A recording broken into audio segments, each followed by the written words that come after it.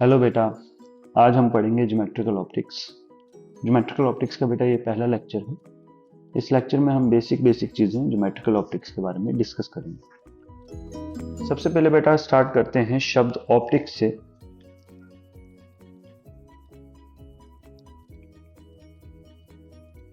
Optics शब्द का मतलब है बेटा स्टडी ऑफ लाइट। तो बेटा इस चैप्टर के अंदर हम लाइट के बारे में पढ़ते हैं। लाइट के दो नेचर होते हैं। Light has dual nature. एक है बेटा वेव नेचर और एक है आपका पार्टिकल नेचर। वेव नेचर को बेटा हम पढ़ते हैं वेव ऑप्टिक्स में। पार्टिकल नेचर को बेटा हम पढ़ते हैं ज्योमेट्रिकल ऑप्टिक्स में। पार्टिकल नेचर के अंदर हम लाइट के रेक्टिलिनियर प्रोपोगेशन या मोशन की बात करते हैं कि light always travel along a straight line. तो इस पूरे चैप्टर के अंदर बेटा हम यही डिस्कस करेंगे कि light travels along a straight line, और उसी के बारे में हम पूरा डिस्कस करेंगे। इसके प्रॉब्लम्स को सॉल्व करने के लिए बेटा हम ज्योमेट्री का यूज करते हैं, इसलिए इस चैप्टर का नाम है ज्योमेट्रिकल ऑप्टिक्स। इसमें कौन सी ज्योमेट्री यूज होती है बेटा? बिल्कुल बेसिक टाइप की ज्योमेट्री जो होगी आपकी वो यूज की जाती है। बेसिक ज्योमेट्री के अंदर बेटा आपके आते हैं एंगल्स, ट्रायंगल्स। ट्रायंगल्स के अंदर आती है बेटा कॉन्ग्रुएंसी, सिमेट्री या सिमिलर ट्रायंगल्स। थोड़ा बहुत बेटा बेसिक चीजें और डिस्कस होंगी। इतने में ही हमारा पूरा चैप्टर क्लियर हो जाता है, मतलब हम पूरा चैप्टर पढ़ लेते हैं। एंगल्स के अंदर बेटा हम बात करते हैं करस्पॉन्डिंग एंगल्स। जैसे कि अगर दो पैरेलल लाइंस हैं, उनको एक लाइन काट रही है, तो ये एंगल्स होते हैं बेटा करस्पॉन्डिंग एंगल्स, ये बराबर होते हैं। फिर हम डिस्कस करते हैं बेटा वर्टिकली ऑपोजिट एंगल। ये दोनों एंगल्स बराबर होते हैं, वर्टिकली ऑपोजिट एंगल। फिर अल्टरनेट इंटीरियर एंगल, ये एंगल और ये वाला एंगल बेटा ये दोनों बराबर होते हैं, इनको बोला जाता है अल्टरनेट इंटीरियर एंगल। ट्रायंगल्स के अंदर बेटा हमें बेसिक चीजें उसकी पता होनी चाहिए। सबसे जो बेसिक चीज है वो ये है कि हम कैसे प्रूव करते हैं कि दो ट्रायंगल्स आपस में कॉन्ग्रुएंट हैं। लेट्स से बेटा हमें एक जैसी दो ट्रायंगल्स दी गई हैं, हमें प्रूव करना है कि वो दोनों कॉन्ग्रुएंट हैं। कॉन्ग्रुएंट मतलब दोनों इक्वल हैं। तो उसके लिए हमारे पास कुछ रूल्स होते हैं। पहला रूल है बेटा एस रूल, यानी कि हम तीनों साइड्स को इक्वेट कर दें कि तीनों साइड्स जो हैं ट्रायंगल्स की वो आपस में बराबर हैं, तो वो दोनों ट्रायंगल्स कॉन्ग्रुएंट हो जाएंगी। सेकंड रूल है बेटा एस रूल।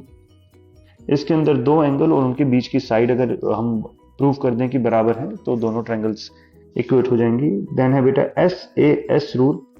दो साइड्स और उनके बीच का एक एंगल अगर हम इक्वल प्रूव कर दें, तो भी दोनों ट्रायंगल्स कॉन्ग्रुएंट हो जाएंगी। एस एंगल साइड, दो एंगल और एक साइड की साइड हम इक्वेट कर दें, तो वो दोनों ट्रायंगल्स हमारे लिए सिमिलर हो जाएंगी। Then R H S rule है बेटा राइट एंगल हाइपोटेनियस साइड। अगर बेटा हम ये प्रूव कर दें कि दो ट्रायंगल्स के अंदर एक एंगल राइट एंगल है, हाइपोटेनियस बराबर है, और कोई एक साइड बराबर है, तो भी बेटा वो दोनों ट्रायंगल्स कॉन्ग्रुएंट हो जाएंगे। अब बेटा आते हैं हम सिमिलैरिटी पे। सिमिलर ट्रायंगल्स,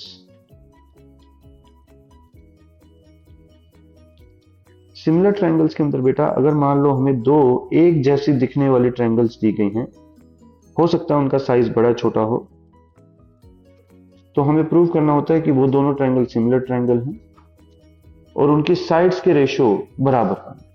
अब देखो बेटा, कोई दो ट्रायंगल सिमिलर ट्रायंगल हैं, कैसे प्रूव किया जाता है कि अगर दो ट्रायंगल्स के सभी एंगल्स, तीनों की तीनों एंगल्स आपस में हम बराबर प्रूव कर दें किसी तरीके से, तो बेटा वो दोनों ट्रायंगल सिमिलर ट्रायंगल कहलाते हैं।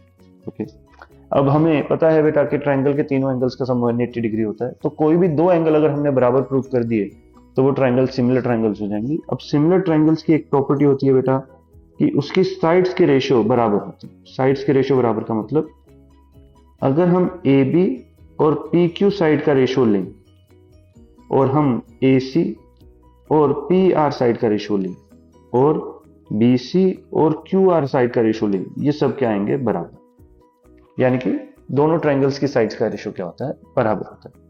ये बेटा बात सिर्फ साइड्स पर नहीं, ये परपेंडिकुलर्स पर भी एप्लीकेबल है। लेट्स से हम परपेंडिकुलर ड्रॉ करते हैं A D and P Q R S, तो जो रेशो साइड्स का है बेटा वही रेशो परपेंडिकुलर्स का भी होगा, और ये चीज हमें बहुत हेल्प करती है आगे क्वेश्चन सॉल्व करने में। तो ये चीज याद रखनी है बेटा कि सिमिलर ट्रायंगल के अंदर सभी साइड्स और उनके परपेंडिकुलर्स का रेशो सेम होता है। ये बेटा बेसिक ज्योमेट्री है जिसका हम ज्यादातर यूज करेंगे इस चैप्टर में क्वेश्चन सॉल्व करने के लिए। अब बेटा थोड़ा सा हम आगे चलते हैं ज्योमेट्रिकल ऑप्टिक्स में और डिस्कस करते हैं लाइट के बारे में। अब बेटा लाइट की कुछ बेसिक प्रॉपर्टीज, कुछ बेसिक आइडेंटिफिकेशंस वगैरह डिस्कस कर लेते हैं। सबसे पहले हम बात करते हैं कि लाइट है क्या। लाइट है बेटा एक इलेक्ट्रोमैग्नेटिक वेव। लाइट वैक्यूम के अंदर 3 × 10⁸ मीटर पर सेकंड से चलती है। लाइट वैक्यूम के साथ साथ कई ट्रांसपेरेंट मीडियम में भी ट्रेवल करती है, लेकिन ट्रांसपेरेंट मीडियम में लाइट की वेलोसिटी वैक्यूम की वेलोसिटी से कम होती है। किसी भी मीडियम में लाइट की वेलोसिटी हमेशा 3 × 10⁸ मीटर पर सेकंड से कम होगी। लाइट एक वेव है बेटा, इलेक्ट्रोमैग्नेटिक वेव। अगर ये वेव है तो इसकी फ्रीक्वेंसी भी होगी और इसकी वेवलेंथ भी होगी। जो लाइट की स्पीड है वो फ्रीक्वेंसी और वेवलेंथ के साथ कुछ इस तरह से रिलेटेड होती है, v = f लैम्डा। जब लाइट एक मीडियम से दूसरे मीडियम जाती है बेटा, let's say light air to water जा रही है,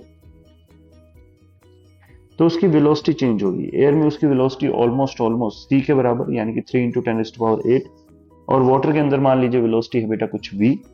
तो जैसे ही वो एयर से वाटर में जाएगी उसकी वेलोसिटी चेंज करती है।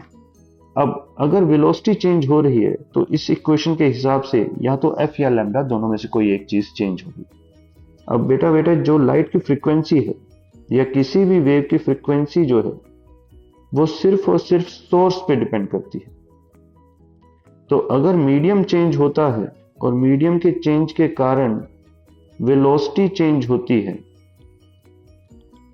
तो वेलोसिटी चेंज के साथ साथ बेटा फ्रीक्वेंसी चेंज नहीं होगी, सिर्फ वेवलेंथ चेंज होगी। यानी कि मीडियम चेंज करने पर वेलोसिटी और वेवलेंथ चेंज होती है।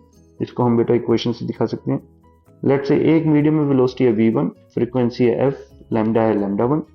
दूसरे मीडियम में वेलोसिटी है v2, फ्रीक्वेंसी है f, लैम्डा है λ2। दोनों का अगर बेटा हम रेशो ले ले तो हमारे पास आ जाएगा v1/v2 = λ1/λ2।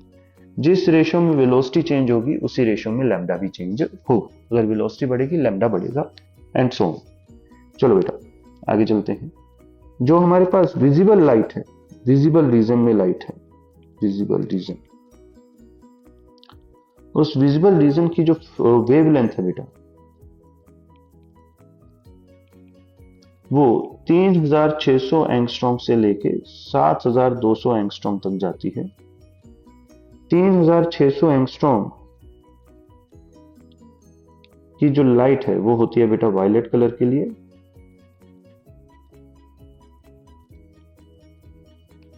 7200 एंगस्ट्रॉम की जो लाइट है बेटा वो होती है रेड कलर के लिए। तो अगर बेटा हम सारे कलर्स के बारे में बात करें, विविग्योर में बेटा कौन कौन आएगा? Violet, indigo, blue, green, yellow, orange and red. तो अगर हम वायलेट से रेड की तरफ जाते हैं बेटा, तो आप नोटिस करो लैम्डा जो है वो इंक्रीज करता है, और अगर लैम्डा इंक्रीज कर रहा है तो फ्रीक्वेंसी क्या होती है बेटा? डिक्रीज करती है। सबसे ज्यादा लैम्डा रेड के लिए और सबसे कम फ्रीक्वेंसी भी रेड के लिए। ये है बेटा आपकी लाइट की प्रॉपर्टीज। लाइट के अलावा भी और कई तरह की इलेक्ट्रोमैग्नेटिक वेव्स एग्जिस्ट करती हैं। For example radio waves, microwaves, infrared, UVs, X-rays and so on. ये सारे रेज हम देख नहीं पाते तो इसको हम विजिबल लाइट के अंदर काउंट नहीं करते। आज की इस वीडियो में बेटा इतना ही। नेक्स्ट वीडियो में हम लॉज ऑफ रिफ्लेक्शन से चालू करेंगे। तब तक के लिए थैंक यू। जय बालाजी।